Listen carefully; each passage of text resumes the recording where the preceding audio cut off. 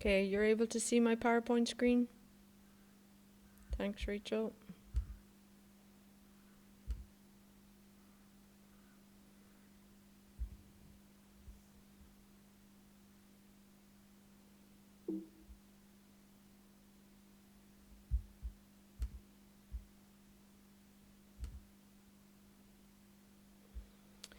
Okay, so this was what we had to do for homework. Was there any issues with any of these? So I've looked at, as I say, the vast majority of yours, but definition for aliphatic, everything here should be straightforward. These two here are just the naming mnemonics for C5 to C8 here, and this was C1 to C4, and everything else you should have been able to get from your notes. What was the monkey one? The monkey one is just the monkeys eat purple bananas. That's naming, I can't write in them. It's naming for carbons 1 to carbon 4. That methane, ethane, is it? Yeah, methane, eth, prop, bute. Okay, I'll close this because I can't write in it. Okay. So we would be making jigsaws if we were in school. We're not. I thought this was all written on. Okay, it is. So the two products, carbon dioxide and water, if you gave formulas here, it doesn't work because they've specifically said name in the question. So you have to give carbon dioxide and water. The formula then, it should be 2 oxygen. It's 2 O2s because I have 1 O2 in CO2 and I have 2 O's in water. And the reason why the ratio stays 1:2 is it's Gay-Lussac's law. It has to match. So what is Gay-Lussac's in reacting gases? Volumes of the reactants and volumes of any products produced are in simple whole numbers. So when you have gases, you can say 1 litre of methane and 2 litres of oxygen. It holds there. So it gave you propane and butane and named the 2 elements. So it should be carbon and hydrogen. So again, formulas won't do. And the name of the compounds that contain these elements are hydrocarbons, and the homologous series is alkanes.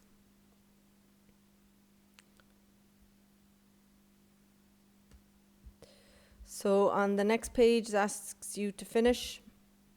So prop, 3 carbons, butane, 4 carbons.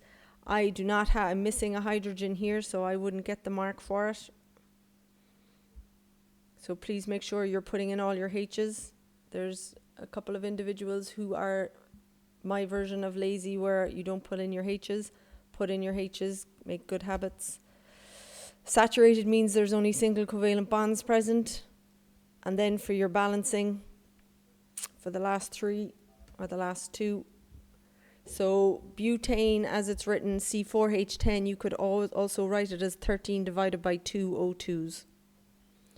And we're going to do thermochemistry, and eventually we will be writing what are called heat of combustion equations, and this is a heat of combustion equation because there's only 1 mole of the fuel over here. So try keep it this way for yourself. You can double it, and the SEC will absolutely give you a doubling if it's just asking you to complete a simple equation. But if you double it in thermochemistry, you're going to end up losing marks for yourself. So keep it simple. Okay, we as content as we can be. There were a couple of homework questions, exam questions.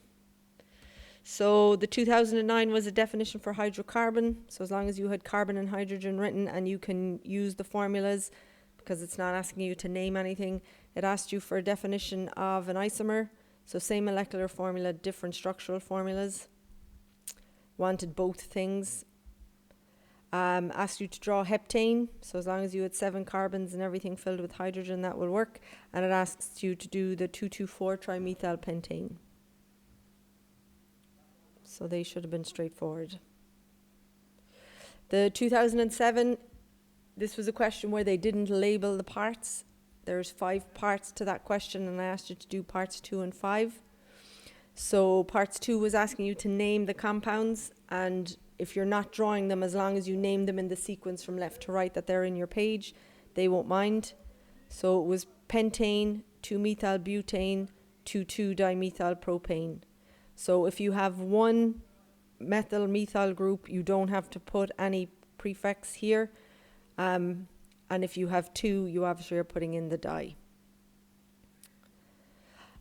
Just to help you, if the SEC give you a question where it doesn't give you like point I, use the first word in the question, because that's what they use in the mark scheme, and then that'll help your examiner to follow what you're doing. And then the last one was to write the combustion equation for pentane.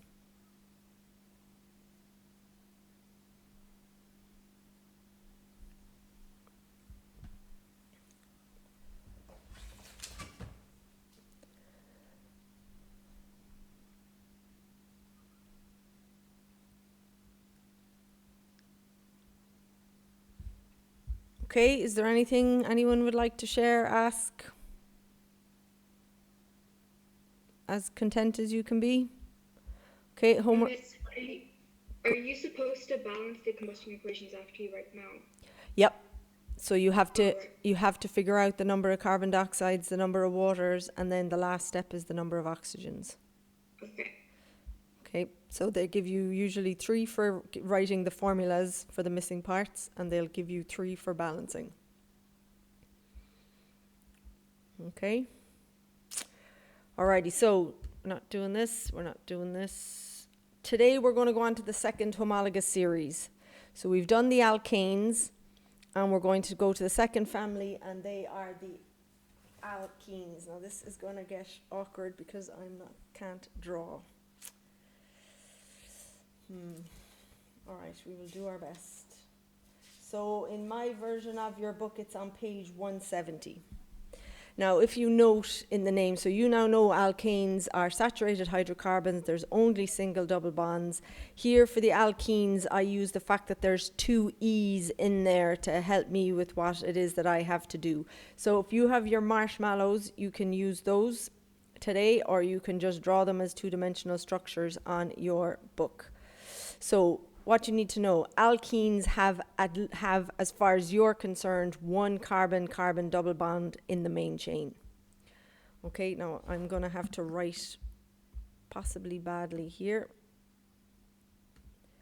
Okay, so I apologize for this. So this is going to be along your main chain. You will never be putting a double bond in the branch. It'll always be in the main chain. So I use the fact in my head when I was learning these that there are 2 E's in there, and that's your double bond. That's where I'm making the link.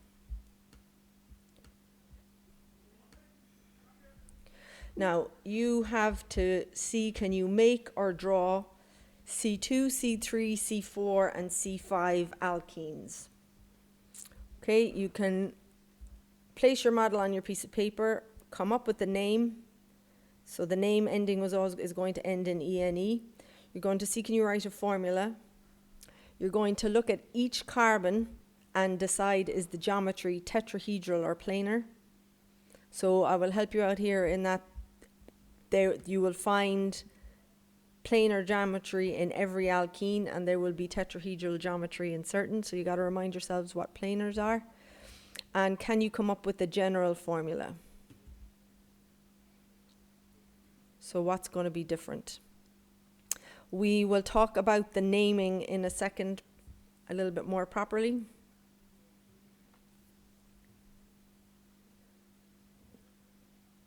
And if you are super fast while you are waiting, you can see, can you draw and name some isomers of C4H8?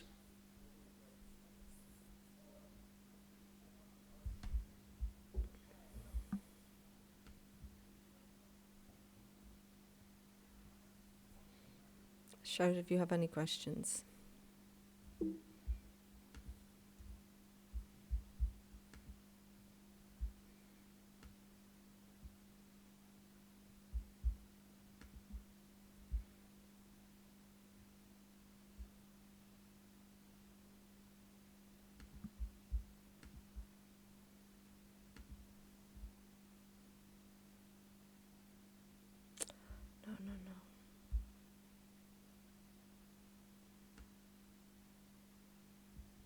Okay, so ladies and gents, you've had some time to have a look and drawing the first 4 alkenes. So the first alkene has to have 2 carbons in it so that we can have a carbon-carbon double bond. So if we were to draw them, they would look like this. What's really important is that you are making sure that you are counting around each carbon. There should be 4 lines coming, 1, 2, 3, 4 out of each carbon, because carbon has 4 electrons in its outer shell. So here it's 1, 2, 3, 4, and it's going to share each of those electrons in a covalent bond. So this is ethene, this is propene over here. So you will always have this gap for propene, because if you look at each carbon, there's 4 lines, 1, 2, 3, 4 coming off this. So that's why it doesn't get anything coming out the top. Similarly, for this carbon here, we have 1, 2, 3, 4. And similarly for this carbon here, 1, 2, 3, 4. Now, for butene, you can put your carbons in, or your double bond in 2 different places. So this is but-1-ene, and we put this designation in it to tell your examiner or whoever where you're putting your double bond. So you could alternatively have drawn this. So you make sure that each carbon has only 4 bonds coming from it and distribute everything else. So then this would be but-2-ene.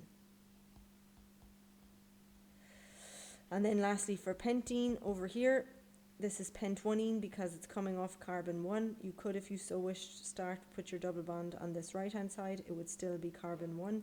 And you could also, if you so wished, 5 carbons, you could move the position of your double bond to carbon 2. If you were to do that, it then becomes pent-2-ene. And no matter if you're starting from the left or the right, you can only do pent-1-ene and pent-2-ene. So this is pent-2-ene. In terms of our molecular formulas, it's relatively straightforward. C2H4, so once you know your number of carbons, you just double your number of hydrogens. C3H6, C4H10 for butene down, or sorry, that was an alkane. C4H8, let us erase.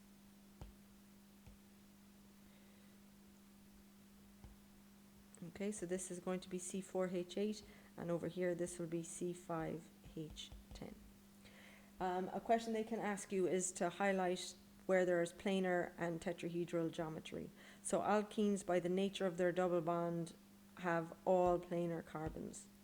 So starting up here with ethene, if you were to show them where your planar carbons are, you literally just go a P and a P here, so that the planar is 120-degree bond angle, because the bonding pairs will repel each other as much as they can, and essentially this acts like 3 bond pairs. Over here, this would be a planar carbon and this is a planar carbon, but this carbon here that's circled on the right has tetrahedral geometry because it has 4 bond pairs. So planar over here, 3 bond pairs, and the double bond acts as 1 bond pair. So down here for the but-1-ene, these ones would both be the planar carbons, and both of these have tetrahedral geometry. And similarly here, planar carbons, everything else has tetrahedral geometry.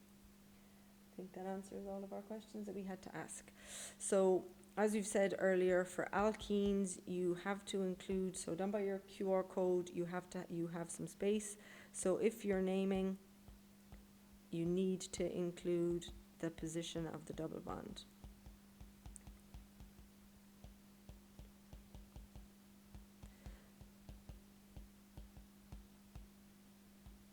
Okay, so stick that next to the gapped QR code. Technically, propene, we could call it prop-1-ene. It's going to be, no matter where you put it, the double bond is going to be off carbon number 1, so that's why they will accept propene. Okay, our general formula is CnH2n, so we've now lost the +2 part, CnH2n, and as I've said, once you know your carbon number, so if we were to go carbon 7, then it has to be H14. We're just doubling your carbon number. Now, you are going to draw and name some isomers of C4H8, and the hint that I'm going to give you, so when we drew alkanes, we just had to make a branch. That was our only option. But with alkenes, we can move the position of the double bond. We can make a branch, so shorten our carbon chain, and we can also do a non-benzene ring. And so you've got way more variety in terms of your isomers with alkenes than you do with alkanes. So I'm going to leave you to get on with that now. To not go through the isomers. Okay, so if they give it to you again like this, you can give them but-1-ene. So this is just drawn the opposite way to how you drew it the first time, but this would be carbon 1. Here this is but-2-ene. No matter which way you go, if you go from the right side, it's 1 and a 2. If you go from the left side, it's a 1 and a 2. So this will be your but-2-ene. So the next thing I can do is make a branch, and if I do that, I have 3 carbons in my main chain. And the other thing I can do in this instance is make a ring. So I think names are going to come up. Yep. So alkenes will always make aliphatic rings.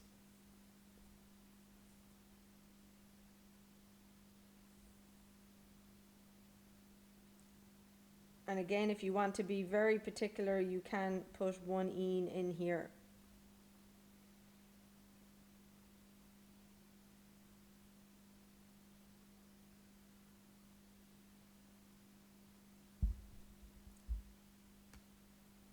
Okay, I'm very much talking to myself now, so does anyone have anything they want to ask?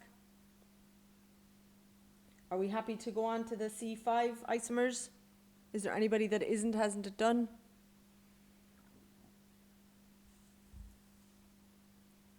Okay, so then in C5 again, you can move your double bond, you can make a branch.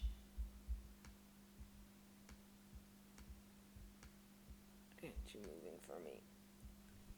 And go from there. So these are the versions. You can do a pent-1-ene, a pent-2-ene. There is no pent-3-ene because if you go from this side, it's going to be a carbon 1 and a 2. So your double bond would always be at 2. You can shorten it down to a 4-carbon but in your main chain, and you just have to make sure that your branch goes in the middle. If you decide to put a branch out here at the end, then that is pent-2-ene. So if you decided to put a branch out here, this is now my main chain. There's 5 carbons in a row here, so that won't work. So if you're putting in a branch, always put it in the middle of a middle carbon. So I can do 2-methyl but-2-ene, and I can do 2-methyl but-1-ene. This does not exist. Oh no, sorry, this one does. Okay, so this is a 2 and a 2, this is a 2 and a 1, and you can do a 3-methyl but-1-ene.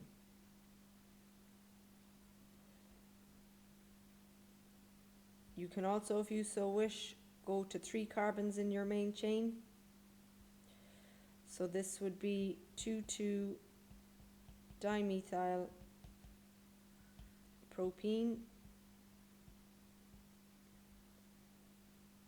And you can always turn alkenes into rings,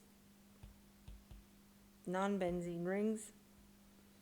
So this is cyclohex or cyclopentene or pentane. And the reason it's pentane is because these are all single covalent bonds.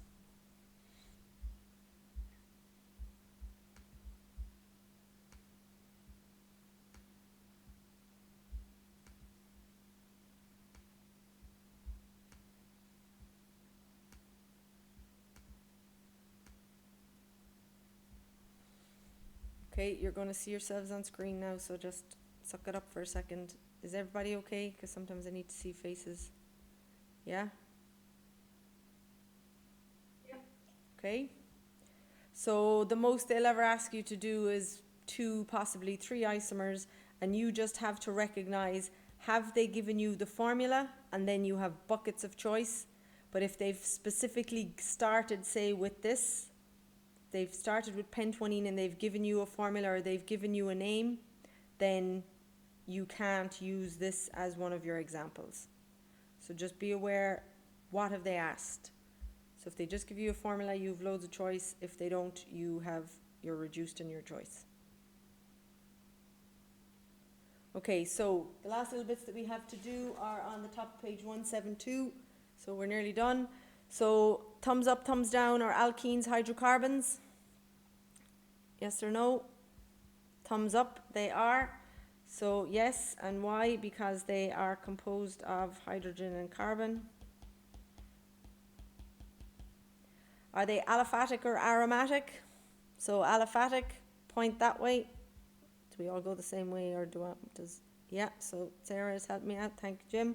Okay, they're aliphatic, and how do we know? There are no benzene rings, is the big giveaway. And also, they are straight or branched molecules. Or branched, or have non-benzene rings. So all of that says aliphatic. Yes, they're a homologous series because they all differ by CH2, and which compound will have the lowest melting point? Anyone like to share?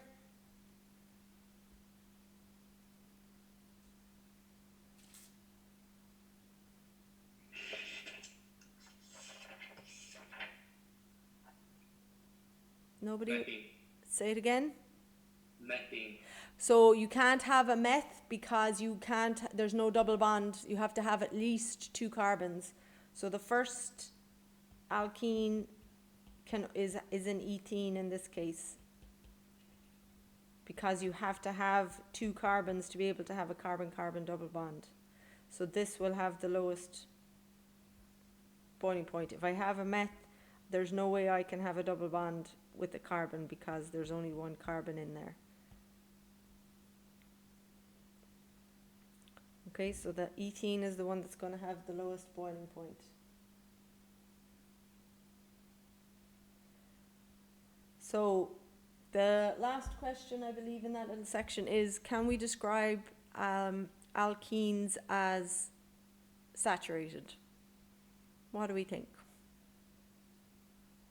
Okay, I got some shakes of heads.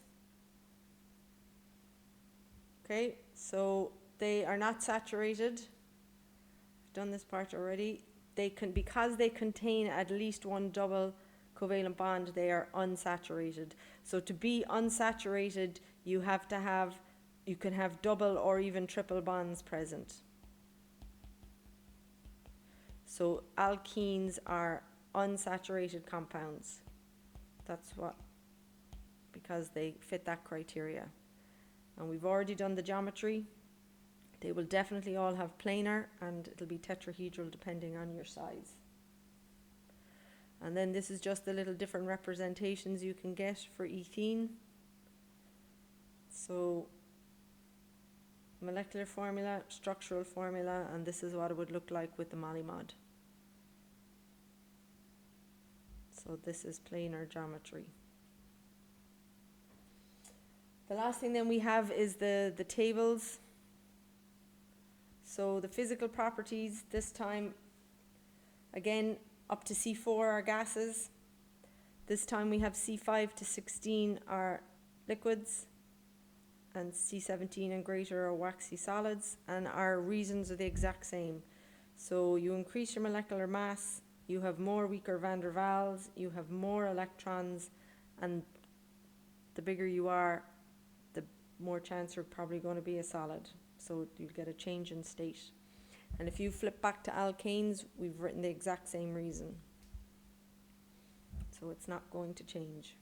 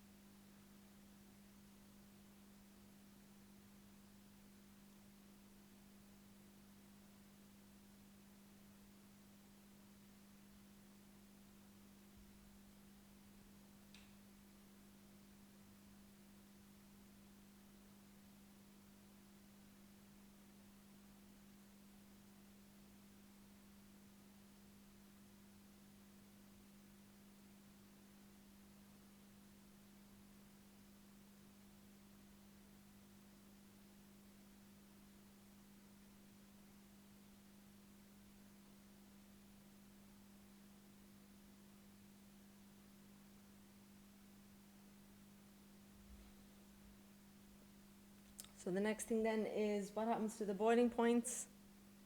So again, it's related to how much of the weaker van der Waals you have.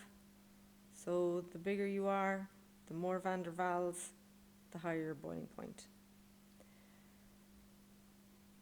So alkenes, if you were to use your electronegativity values and find what the CH bond is, it's equal to 0.4.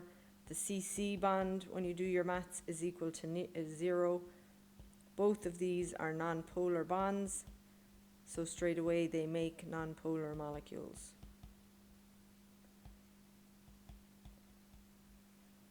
So there's no other intermolecular force here that can interact and make your boiling point different. It's only the weaker van der Waals that has the influence. So I don't get to put any of the little deltas, delta plus or delta minus anywhere, because they don't exist for these guys.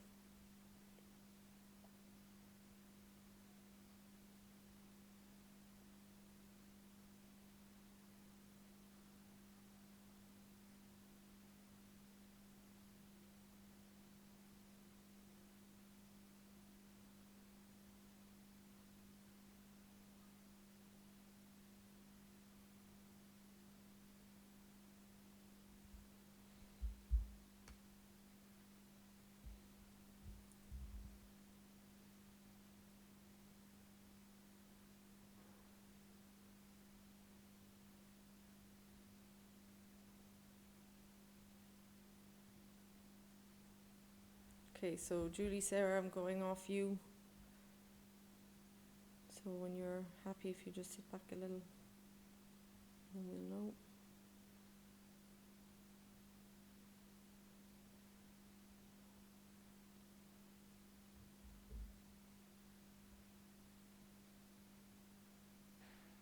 Thank you, Julie.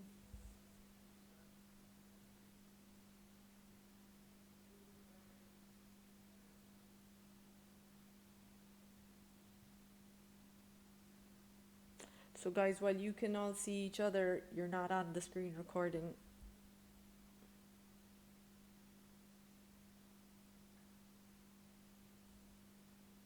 Or maybe you can't see each other, I don't know. Okay, so the last one that we look at is solubility. And again, for solubility, we have to look at the intermolecular forces. Because there's only the weaker van der Waals, these things are going to be insoluble in water, but they will be soluble in an organic solvent. So just to remind ourselves, water is a polar molecule. Organic solvents is non-polar. So if you're non-polar, you like non-polar.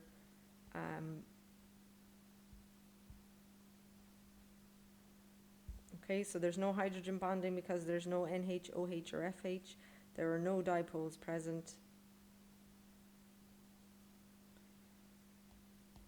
And if you just want to add to the end, alkenes are non-polar.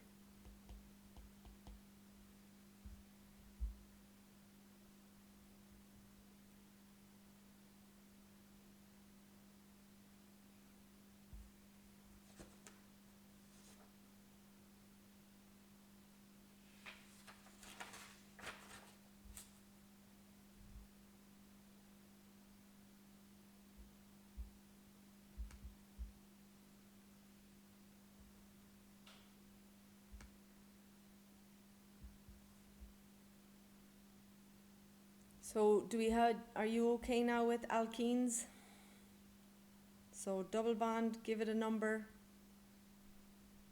For your isomers, add on your groups and just know your geometry. So the homework will ping in a little while. We will do our first organic experiment, which would be done by demo, and it'll go on to the list for when you come back. We don't do it as a class practical, so we'll have a look at that on Wednesday. So if you're happy, I am happy.